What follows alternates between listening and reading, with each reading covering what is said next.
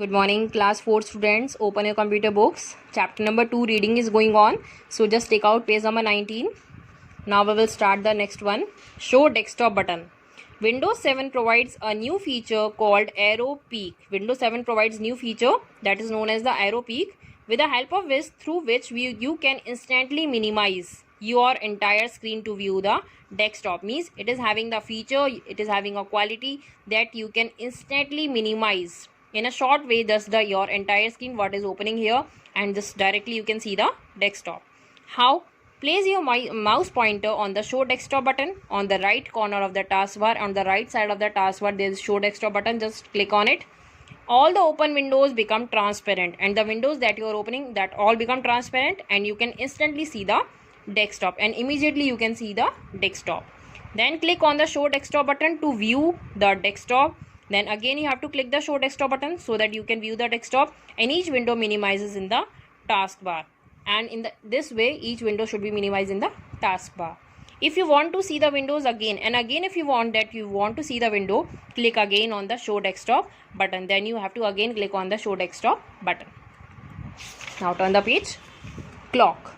On the right side of the taskbar, current date and time is displayed when the mouse pointer is placed on it. When we just place on the right side of the taskbar, the current date and time is displayed. Even if the computer is switched off, your computer keeps the date and time updated automatically with the help of a small battery inside it. And if we generally switch off the computer, your computer keeps on updated your time and date. How? With the help of a small battery that is already inside it. Now, how we will update our date? If we want to change the date, how we will do it? Step first is click on clock on the notification area to open calendar and clock. See, in the clock there is a notification area. We have to just open it. Step 2, click change date and time settings to open date and time dialog box. Then in step 2 we have to just click on this change date and time settings so that the date and time dialog box will appear. Step 3 is click change date and time button. Date and time settings dialog box opens. Then again you have to click there. Then see, change date and time appears. Step 4, modify the calendar settings as needed to select the correct date. Just select the date, whatever date you want to, it should be automatically select, and then change calendar settings. You can say okay. Now the date will be updated.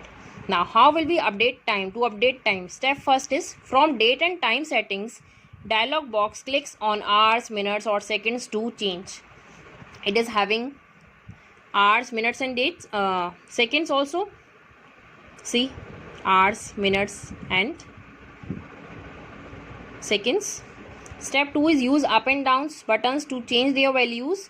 Just use this up and down buttons to change the values.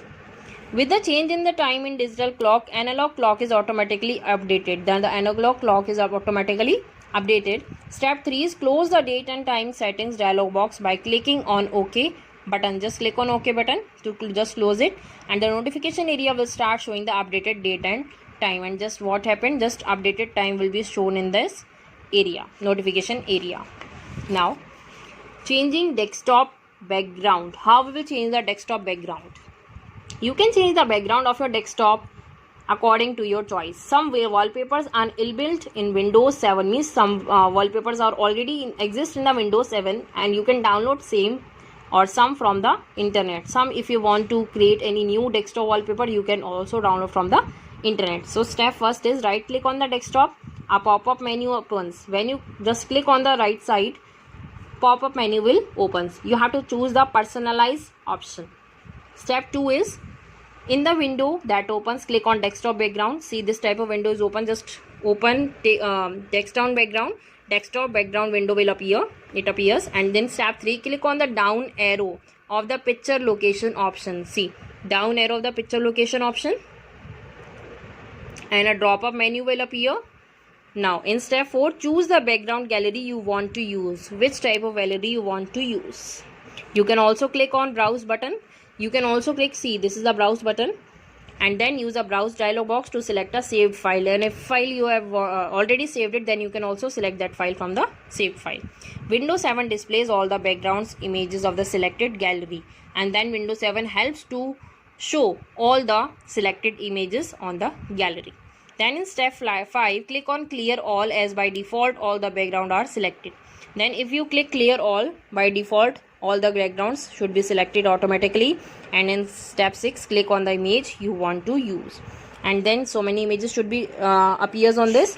You can click any of the image if you want to put it.